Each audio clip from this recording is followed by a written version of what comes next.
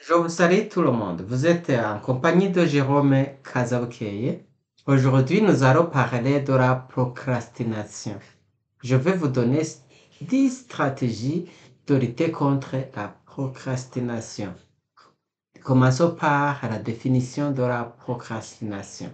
La procrastination est le comportement qui consiste à reporter systématiquement les tâches à plus tard, souvent jusqu'à la dernière minute, malgré les conséquences négatives potentielles. C'est une tendance à éviter des tâches perçues comme désagréables, difficiles ou ennuyeuses, même si elles sont importantes et nécessaires.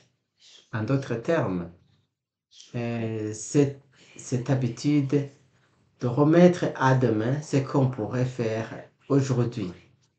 Souvent, on profite d'activités moins urgentes, mais plus agréables.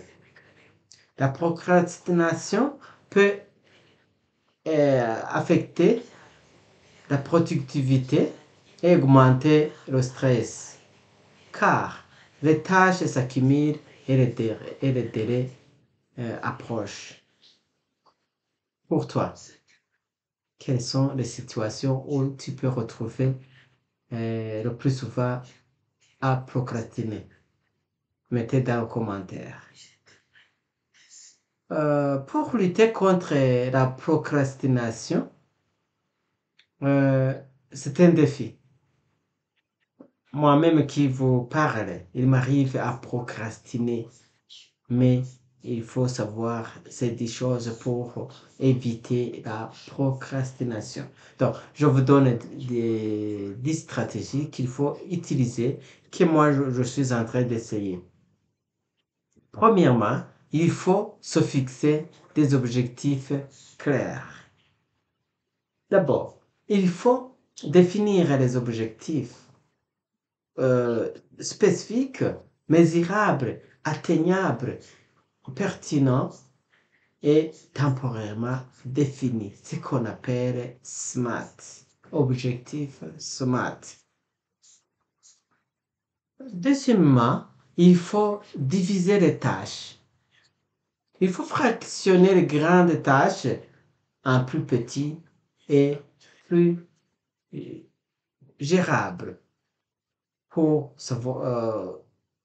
ne pas voir que c'est énorme, que le travail est gros. Il faut se diviser les tâches. Troisièmement, il faut créer un emploi du temps. Planifiez votre journée ou semaine avec des plages horaires dédiées à chaque tâche. Comme ça, c'est faisable. Quatrièmement, il faut utiliser la technique qu'on appelle Pomodoro. Travailler par intervalle de 5 minutes. Pomodoro. Donc, il faut, après 5 minutes, 25 plutôt, après 25 minutes, tu prends un repos. Ce sont des petits repos, il faut se lever et balader dans le corridor, puis retourner ou bien faire un tour de la table sur laquelle tu utilises. Et à chaque 25 minutes, tu prends un repos. C'est ce qu'on appelle Pomodoro. Cinquièmement, il faut éliminer les distractions. Quand tu es en train de travailler, il faut créer un environnement de travail sans distraction. Les distractions se trouvent sur le téléphone quand tu es sur les réseaux sociaux. Donc, sur le WhatsApp, sur n'importe quel réseau social, il faut éviter de les utiliser pendant les heures de travail. Sixièmement, il faut utiliser les outils de gestion du temps. Je peux vous donner quelques exemples des applications que tu peux utiliser. Il y a un exemple d'une application qui se trouve dans dans les produits de Microsoft qui s'appelle Pensée bête. Maintenant, il y a une autre chose que je vois qui s'appelle Sticky Notes News. C'est news, c'est nouveau, c'est nouveau. Sticky Notes, je vois, oui. Sticky Notes peut t'aider aussi, peut t'aider parce que tu peux les afficher sur le bureau de l'ordinateur. Comme ça, tu vois, c'est des tâches que tu vas accomplir. Il y a d'autres applications comme Todoist ou Trello ou Asana qui est très professionnel, qui peuvent t'aider à suivre vos tâches. Septièmement, il faut se récompenser. Il faut offrir des récompenses pour chaque tâche accomplie. Célébrer chaque étape parce que tu as divisé le travail en tâches. Comme ça, tu célèbres à chaque tâche accomplie. Huitièmement, il faut se fixer des délais. Donc, il faut définir des délais qui sont réalistes pour chaque travail. Comme ça, il faut se tenir des délais. Donc, à chaque délai, il faut s'y tenir. Essayer d'accomplir une tâche dans un délai qui est défini.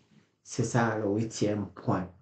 Neuvième stratégie, il faut appliquer l'autocompassion. Donc, être indulgent avec soi-même et ne pas se culpabiliser en cas de retard. Si tu as dépassé le délai, il ne faut pas te culpabiliser. Il faut essayer d'ajuster le délai pour que la fois prochaine, tu te donnes un délai qui est réaliste, que tu peux réaliser parce que tu as des objectifs smart. OK. Dernière stratégie. D'abord, il faut s'abonner sur ma chaîne pour que je continue à vous fournir des stratégies, je dirais, des trucs de la vie. OK.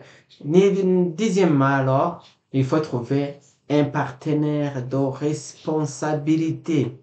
Si je dis un partenaire de responsabilité, il faut distinguer des secrets professionnels. Il faut voir que tu as un partenaire qui est impliqué dans le projet pour que tu ne divulgues pas les secrets de votre emploi. Donc, il faut voir qui peut être ta partenaire de responsabilité et travailler avec lui pour t'encourager et t'aider à rester concentré comme ça. Et si tu as un compte à rendre avec ton partenaire, ça peut être un collègue de travail comme ça. Il te dit aujourd'hui, nous travaillons sur, j'ai fixé les tâches et tu les définis comme ça. Après, il va apprécier que tu as accompli le travail ou non. Comme ça, tu vas te côté toi-même. Ok, si je peux vous rappeler, cette stratégie pour surmonter la procrastination, il y a un, se fixer des objectifs clairs. Deux, diviser les tâches. Trois, créer un emploi du temps. Quatre, utiliser la technique Pomodoro. 5. Éliminer les distractions. 6. Utiliser les outils de gestion du temps. 7. Se récompenser. 8. Se fixer des délais. 9. Pratiquer l'autocompassion. Et 10. Trouver un partenaire de responsabilité. Je t'encourage à essayer ces pratiques et on va se rencontrer dans les vidéos qui vont suivre ou bien dans le commentaire si tu as noté quelque part ces stratégies, si tu as essayé de les pratiquer, tu vas me dire ce qui va changer dans ta vie. Vous étiez avec Jérôme Kazamkeye N'hésitez pas à me demander des questions si vous en avez sur mon mail info@kazabukeye.com. Je vous remercie. À bientôt.